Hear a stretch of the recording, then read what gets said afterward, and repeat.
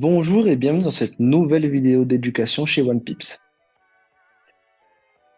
Donc, en introduction, nous avons parlé des trois universels euh, du marché, donc les trois lois. Et aujourd'hui, on va vraiment du coup se focaliser sur la loi de l'offre et de la demande, qui est l'une des plus importantes de ces trois-là. Donc, le marché monte ou descend en fonction du résultat que procure cette loi-là d'offre et de la demande.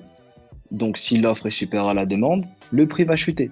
Et inversement, si la demande est supérieure à l'offre, alors le prix va monter. Donc c'est l'une des lois les plus connues, hein, c'est la loi basique. Cette loi-là est représentée tout d'abord avec nos highs et nos lows afin de connaître la direction du marché.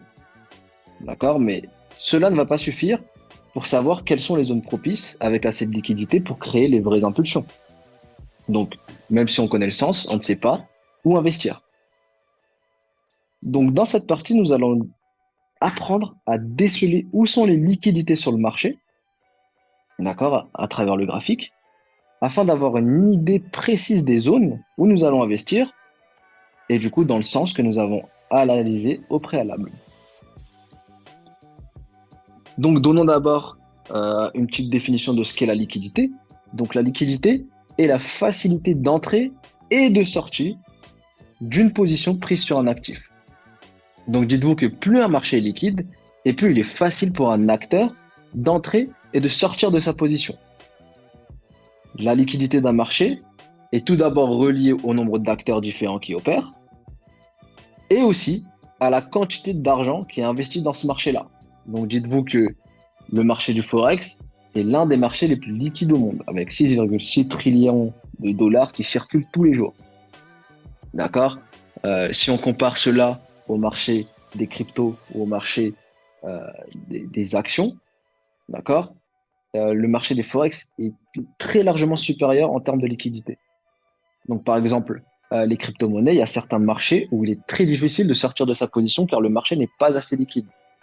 D'accord? Ça veut dire que vous ne trouverez pas assez d'ordres, par exemple, vendeurs, pour pouvoir acheter ou inversement. C'est-à-dire que si vous voulez vendre vos crypto-monnaies, bah, il faut qu'il y ait des acheteurs. Et si à ce moment-là, le marché n'est pas assez liquide, bah, il se peut que votre position ne peut pas être fermée. Donc voilà pourquoi la liquidité est très importante sur un marché. Donc cette liquidité-là nous fait donc comprendre que pour qu'un acteur puisse réguler le marché, donc le marché du Forex entre autres, il a besoin d'avoir assez de liquidité pour pouvoir entrer et sortir facilement du marché. Mais aussi qu'il puisse trouver ces liquidités-là au moment où il veut réguler le marché. Donc quand je dis réguler, c'est-à-dire influencer le marché dans une direction pendant une durée déterminée. D'accord? Donc, nous allons apprendre à déceler sur le graphique toutes les liquidités présentes et de réagir en conséquence pour choisir notre zone potentielle d'entrée. Quand je dis potentiel d'entrée, c'est-à-dire que ce n'est pas juste parce que vous voyez une zone propice à investir qu'il faut se dire ah bah j'investis à ce moment-là. D'accord? Il va falloir attendre ce qu'on va appeler des confirmations que vous verrez du coup à travers cette formation-là. D'accord? Avant d'investir. Donc il y a deux types de liquidités que l'on peut trouver sur les marchés. Celles qui sont en attente, d'accord, qui vont être récupérées par le composite mode. Donc celui que j'appelle composite mode, ça va être le régulateur quelconque. Hein, donc on ne sait pas si c'est une banque centrale, on ne sait pas si c'est du coup un hedge fund qui possède énormément de fonds et qui est capable d'influencer le marché sur du coup moyen long terme, d'accord. Donc c'est ce type de liquidités là qui sont en attente vont vraiment être récupérés, vont servir de piscine de liquidité pour qu'eux ils puissent entrer sur le marché. Et enfin, le deuxième type de liquidité qu'on va apprendre à déceler sont celles qui vont être protégées. Donc, qui vont vraiment lui servir du coup de zone d'entrée.